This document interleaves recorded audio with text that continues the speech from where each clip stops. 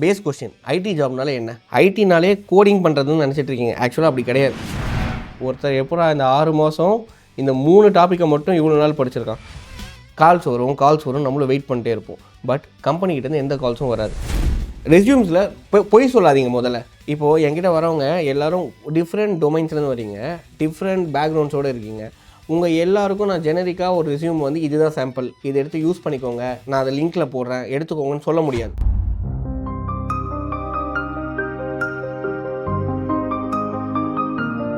Majority of the candidates என்கிட்ட வரும்போது BTech degree கண்டிப்பாக வேணுமா ஐடிக்கு போகிறதுக்கு, ஐடிக்குள்ளே போகிறதுக்கு ஏதாவது ஏஜ் க்ரைட்டீரியா இருக்கா, நான் ஐடியில் இருக்கேன், என்னால் இப்போ ஐடி உள்ளே வர முடியுமா? இந்த கொஷின்ஸ் தான் நான் day to day majority of the கேண்டிடேட்ஸ்க்கு நான் ஃபேஸ் பண்ணுறது.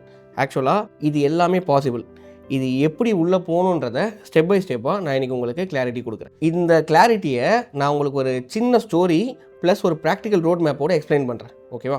இதில் ஒரு கிராமத்துலேருந்து வந்த ஒரு பிகாம் கிராஜுவேட், அவருக்கு ஐடியை பற்றி எதுவும் ஐடியா இல்லை, கம்ப்யூட்டர் சயின்ஸ்னாலும் என்னென்னு தெரியாது.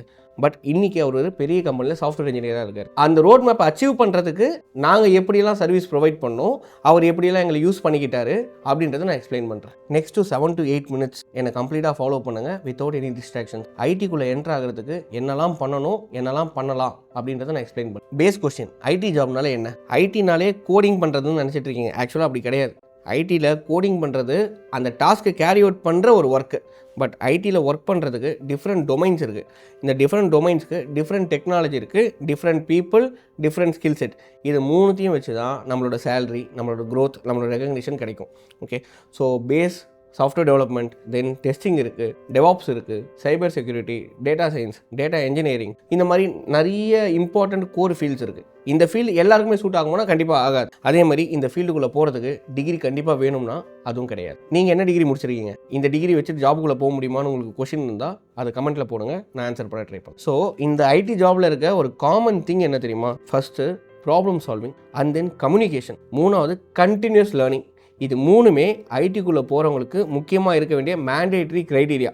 இது 3 இருந்துச்சுனாலே போதும் உங்களுக்கு ஐடியில் ஜாப் கிடச்சிடும். சரி, இப்போ நம்ம ப்ராக்டிக்கலாக பார்ப்போம். ஸோ என்கிட்ட ஒரு கேண்டிடேட் வந்தார். அவரோட நேம் வந்து ராஜேஷ். அவர் வந்து பிகாம் முடிச்சிருக்காரு, ஒரு சின்ன கிராமத்துலேருந்து வந்திருக்காரு. அவர் வந்து ஐடியில் போகணுன்றதுக்காக நிறைய ரிசர்ச் பண்ணியிருக்காரு. அவர் ஃபஸ்ட்டு ஒரு மெத்தட் எடுத்திருக்காரு. அதுக்கு பேர் வந்து try it and lose nothing. அதாவது நம்ம எல்லாத்தையும் ட்ரை பண்ணி பார்ப்போம், கிடைச்சா கிடைக்கட்டும், போனால் டைம் தானே வேஸ்ட் ஆக போகுது, மணி லாஸ் இல்லையேன்னு சொல்லிட்டு Free Code Camp, YouTube, Coursera, Udemy, இதில் இருக்க ஃப்ரீ கோர்சஸ் எல்லாத்தையும் டவுன்லோட் பண்ணிட்டார். ஒரு 50-60 கோர்ஸ் டவுன்லோட் பண்ணியிருக்காரு. HTML, CSS, ஜாவாஸ்கிரிப்ட் இது 3 மட்டும் லேர்ன் பண்ணியிருக்காரு. ஏன்னா இதுதான் வந்து ஃப்ரண்ட் எண்ட்னு எல்லாருமே காட்டியிருக்காங்க. கூகுளே இதுதான் ஃப்ரண்ட் எண்ட்னு வந்திருக்கு. ஸோ ஆக்சுவலாக இவர் என்ன பண்ணிட்டாரு, இது 3த்தையும் எடுத்து டெய்லி 4 to 5 hours மனுஷன் ஃபுல் எஃபர்ட் போட்டு அடுத்த 6 மாதம் நல்லா படிச்சிட்டார். என்கிட்ட 8வது மாதம் தான் வரார். இந்த ஸ்டோரிலாம் சொல்லும்போது எனக்கே ஆச்சரியமாக இருந்தது. ஒருத்தர் எப்போ இந்த 6 மாதம் இந்த 3 டாப்பிக்கை மட்டும் இவ்வளோ நாள் படிச்சிருக்கான். அந்த 3 டாப்பிக்குமே அவர் ரொம்ப சூப்பராக படிச்சிருக்காரு. ஆக்சுவலாக அவர் என்ன தப்பு பண்ணிட்டார்னா, இங்கே ஐடியில் வந்து எதுலையுமே மாஸ்டர் பண்ண வேண்டாம், ஜாக் ஆஃப் ஆல் ட்ரேட்ஸ் தான் வேணும். இந்த 3த்தை வச்சு அடுத்து என்ன பண்ணணும்னு தெரியல அவருக்கு. இந்த 3 மட்டும் 10 பத்தாது. பட் இந்த 3 வந்து வேணாமான்னு கேட்டால் இல்லை, இது மேண்டேட்டரியே வேணும், இது பேசிக்ஸ். பட் அவர் பண்ண மிஸ்டேக் என்ன தெரியுமா, இதுக்கு 6 மாதம் அவர் டைமை ஸ்பெண்ட் பண்ணது. ஆக்சுவலாக money is not money, time is money. இதுதான் வேல்யூ. இங்கே டைமுக்கு மட்டும்தான் வேல்யூ இருக்குது. இதை வந்து நம்ம 1 monthல படிக்க வேண்டியதை இவர் 6 months உட்காந்து படிச்சிருக்காரு. இதை நம்ம வந்து கம்பெனியில் போயிட்டு நம்மளாம் கோட் அடிக்க போகிறதில்ல. நம்ம ChatGPT, கர்சர் அந்த மாதிரி ஏஐ யூஸ் பண்ணி தான் கோடை ஜென்ரேட் பண்ண போகிறோம். இந்த கோடை எங்கே யூஸ் பண்ணணும் நம்மளுக்கு தெரிஞ்சால் போதும். இப்போது பை காட்ஸ் கிரேஸ் ஒரு சாஃப்ட்வேர் இன்ஜினியராக நல்ல கம்பெனியில் 5 lakh CTCயில் இருக்கார். பட் அவர் வந்து 1 yearல 6 months வந்து வெறும் பேசிக் ட்ரைனிங் மட்டும் படிச்சிருக்காரு. ஏன்னா அவர்கிட்ட டைம் இருக்குது, டைம் தானே இருக்குது, நம்மளுக்கு என்ன லாஸ் ஆக போகுது, நம்ம உட்காந்து படித்து பார்க்கலான்னு சொல்லிட்டு அன்வான்டான ஒரு 3த்தை 6 மாதம் உட்காந்து படிச்சிருக்காரு. நான் 3 டெக்னாலஜி படிச்சிட்டேன். பட் அடுத்து நான் என்னவா போகணும், எப்படி இன்டர்வியூ அப்பியர் ஆகணும், எந்த பொசிஷனுக்கு நான் அப்பியர் ஆகணும், எந்த பொசிஷனை நான் தேடணுன்றதே அவருக்கு ஐடியா இல்லை. ஏன்னா கூகுளில் போயிட்டு நான் ஐடிக்குள்ளே என்ட்ரு ஆகணும்னு கேட்டால் இது 3த்தை தான் படிக்க சொல்லும், இதை விட்டால் பைத்தான் படிக்க சொல்லும். பட் இதை படிச்சுட்டு அடுத்து என்ன பண்ணணும்னு யாருக்குமே தெரிய மாட்டேங்குது. ஸோ இந்த ப்ராப்ளமுக்கு நாங்கள் ஒரு சொல்யூஷன் கொடுத்தோம். அந்த சொல்யூஷனை வச்சு இப்போ அவர் வந்து சாஃப்ட்வேர் இன்ஜினியர் ஆகிட்டார். ஆக்சுவலாக அவர்கிட்ட ஒரே ஒரு நல்ல விஷயம் இருந்தது. அது என்னென்னா அவரோட கன்சிஸ்டன்சி. அவர் கன்சிஸ்டன்சியை நான் யூஸ் பண்ணி அடுத்து அவரை வந்து ஃப்ரண்ட் எண்ட் டெவலப்பராக மாற்றிட்டேன். நெக்ஸ்ட் இது 4 months என்னோட ரியல் டைம் ப்ராஜெக்ட்டில் கூப்பிட்டு வந்து உட்கார வச்சு, என்னோட ஆஃபீஸ் ஆக்சுவலாக டைட்டில் பார்க்கில் இருக்குது. நாங்கள் ஒரு டெவலப்மெண்ட் சென்டர் வச்சுருக்கோம். அந்த டெவலப்மெண்ட் சென்டரில் என்னோட டெவலப்பர்ஸ் கூடவே அவரை உட்கார வச்சு ஒரு ப்ராப்பர் டெவலப்பர் எப்படி யோசிக்கணும், எப்படி பேசணும், எப்படி நடந்துக்கணும், எப்படி கோட் பண்ணணும், எதெல்லாம் தேவை எதெல்லாம் தேவையில்லை அப்படின்றத அவர் லேர்ன் பண்ணிக்கிட்டார். லேர்ன் பண்ணிவிட்டு அவரே இன்டர்வியூக்கு போனார், கிராக் பண்ணார், இப்போ செட்டில் ஆகிட்டார். இப்போது அவர் எங்களை எப்படி கரெக்டாக யூஸ் பண்ணிக்கிட்டாருன்னு பாருங்கள். அவர்கிட்ட ஒரு நல்ல விஷயம் கன்சிஸ்டன்சி இருந்தது, லேர்ன் பண்ணணுன்ற ஆட்டிடியூட் இருந்தது. ஓகே, இதுதான் ரொம்ப இம்பார்ட்டன்ட் ஆக்சுவலாக. ஓகே, மிச்சம் எல்லாமே ஈஸி. நாங்கள் அவருக்கு என்ன பண்ணோம், நாங்கள் அவருக்கு ஒரு பிளேஸ் கொடுத்தோம், டெவலப்பரோட பழகிறதுக்கு ஒரு சான்ஸ் கொடுத்தோம். ரெண்டாவது ரெஸ்யூம் பில்டு பண்ணி கொடுத்தோம். எந்த மாதிரி இன்டர்வியூஸ் போகணும், எந்த மாதிரி கம்பெனிஸ் அப்ரோச் பண்ணணும், எப்படி சிடிசி நெகோஷியேட் பண்ணணும், ஹெச்ஆர்கிட்ட எப்படி ப்ரெசென்டபுளாக இருக்கணும், போர்ட்ஃபோலியோ எப்படி மேக் பண்ணணும், டெக்னிக்கல் ரவுண்ட்ஸ் எப்படி கிளியர் பண்ணணும், இந்த ஹெல்ப்லாம் நாங்கள் பண்ணி கொடுத்தோம். இதை வச்சு அவர் கிராக் பண்ணிட்டார். ஓகே, ஸோ அடுத்து ஒரு இம்பார்ட்டண்ட் இன்ட்ரெஸ்டிங்கான ஒரு டாபிக் உள்ள போகிறோம், ரெஸ்யூம்ஸ். ஓகே, இந்த ரெஸ்யூம்ஸ் இருக்கு இல்லையா, இந்த ரெஸ்யூம்ஸ் போடுறதே ஒரு ஆர்ட். இந்த ரெஸ்யூம்ஸை சூப்பராக டெவலப் பண்ணி எடுத்துகிட்டு போய் நம்ம நாக்ரிலையோ இல்லை ஏர்எக்ஸல்லையோ இல்லை லிங்க்டின்லையோ ஏதோ ஒரு ஜாப் போர்ட்டலில் போடுவோம். கால்ஸ் வரும், நம்மளும் வெயிட் பண்ணிட்டே இருப்போம். பட் கம்பெனிக்கிட்டேருந்து எந்த கால்ஸும் வராது. ஏன் தெரியுமா? ஏன்னா நம்மளுக்கு ரெஸ்யூம்னாலே ஃபஸ்ட்டு எப்படி போடணும்னு தெரியல. சரி, நான் ஒரு குட்டி ப்ராக்டிக்கல் எக்ஸாம்பிளோட சொல்லிடுறேன். என்கிட்ட ஒருத்தர் ரெஸ்யூம் நான் 1 இயராக ஜாப் ட்ரை பண்ணுறேன், இந்த ரெஸ்யூம் தான் என்னோடய ரெஸ்யூம், எனக்கு மிஞ்சி போனால் 5 கால் 6 கால் தான் ஒரு மந்த்துக்கே வருது அப்படின்னு சொன்னார். கேட்டால் 8 வருஷம் எக்ஸ்பீரியன்ஸ் அப்படின்னு சொன்னார். என்னடா இது, ஃப்ரெஷருக்கு தான் கால்ஸ் வரலன்னு பார்த்தா எக்ஸ்பீரியன்ஸுக்குமே கால்ஸ் வரலையான்னு சொல்லிட்டு அவர் ரெஸ்யூம் வாங்கி பார்த்தா அது ரெஸ்யூம் மாதிரியே தெரியல, கம்ப்ளீட்டாக ChatGPTயோட டாக்குமெண்ட் மாதிரி இருக்குது. ஸோ ஃபஸ்ட்டு ஒரு இம்பார்ட்டன்ட் பாயிண்ட் நோட் பண்ணிக்கோங்க. இப்போ எந்த ஹெச்ஆர்ஸும் மேனுவலாக அவங்களோட ரெஸ்யூம்ஸை வெரிஃபை பண்ணுறது இல்லை. ஹெச்ஆர்ஸுமே ஏஐ சாஃப்ட்வேர் தான் வச்சிருக்காங்க. நீங்கள் ChatGPTயில் ஒரு கண்டென்ட் கேட்டு அது பிளண்ட்டாக ஒரு கண்டென்ட் கொடுக்கும், ஏஐ ஜென்ரேட்டட் கண்டென்ட். அந்த கண்டென்ட் எடுத்துகிட்டு போயிட்டு இன்னொரு ஏஐ அதை வெட் பண்ணும்போது இது ஏஐ ஜென்ரேட் பண்ணுச்சுன்னு சொல்லிட்டு அங்கேயே ரிஜெக்ட் பண்ணி தூக்கி போட்டு நம்மளோட ரெஸ்யூம் ஏஐயோட செக்கிங்கை தாண்டி ஹெச்ஆரோட கைக்கு போனால் மட்டும்தான் நம்மளுக்கு ஹெச்ஆர் காலே பண்ணுவாங்க. ஓகே, ஸோ இந்த ஏஐ ஜென்ரேட்டட் கண்டென்ட்டில் என்ன இருக்குன்னா ரொம்ப ஜெனரிக்கான பாயிண்ட்ஸ் தான் இருக்குமே தவிர, தியரிட்டிக்கல் பாயிண்ட்ஸ் தான் இருக்குமே தவிர ரியல் டைம் ப்ராஜெக்ட் பாயிண்ட்ஸ் எதுவுமே இருக்காது. ஸோ உங்கள் ரெஸ்யூம்ஸில் real time project points must கண்டிப்பாக இருக்கணும்.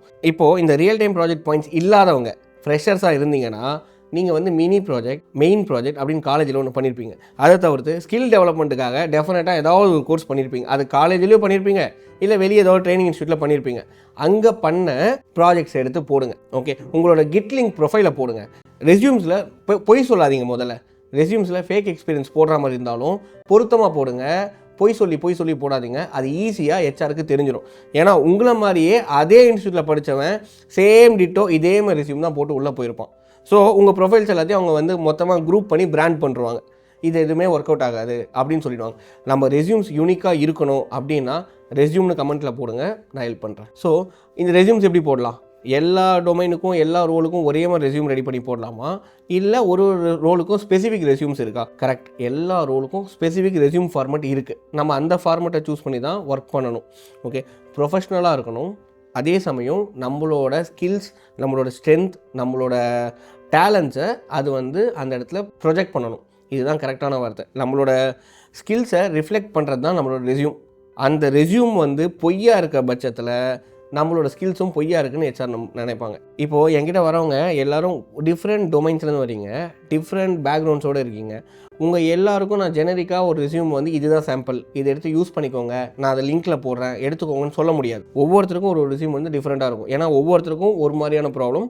ஸோ யூனிக் சொல்யூஷன் தான் வேணும். ஸோ உங்களுக்கு எந்த மாதிரி ரெஸ்யூம் போடணும்னு எனக்கு எப்போ தெரியும்னா, ஃபஸ்ட்டு நீங்கள் யாருன்னு எனக்கு தெரியணும், உங்கள் பேக்ரவுண்ட் எப்படின்னு தெரியணும், டிகிரிஸ், உங்களோட ஒர்க் எக்ஸ்பீரியன்ஸ், இதெல்லாம் வச்சு தான். அதே மாதிரி இப்போ நீங்கள் எந்த ஜாபுக்கு எய்ம் பண்ணுறீங்க, என்ன ரோலுக்கு என்ன மாதிரி கம்பெனிஸ்க்கு எய்ம் பண்ணுறீங்கன்னு தெரிஞ்சால் மட்டும்தான் என்னால் உங்களுக்கு ஒரு பர்சனலைஸ்டு ரெஸ்யூம் கிரியேட் பண்ணி தர முடியும். இந்த ரெஸ்யூம் சப்போர்ட் வேணும்னா ஆக்சஸ் டெக்னாலஜிக்கு விசிட் பண்ணுங்கள். ஓகே, கால் பண்ணி மெயில் போடாதீங்க. ஏன்னா இங்கே அந்தளவுக்கு யாரும் ஃப்ரீயாக இல்லை, கம்ப்ளீட்டாக எல்லோரும் பிஸியாக இருக்காங்க.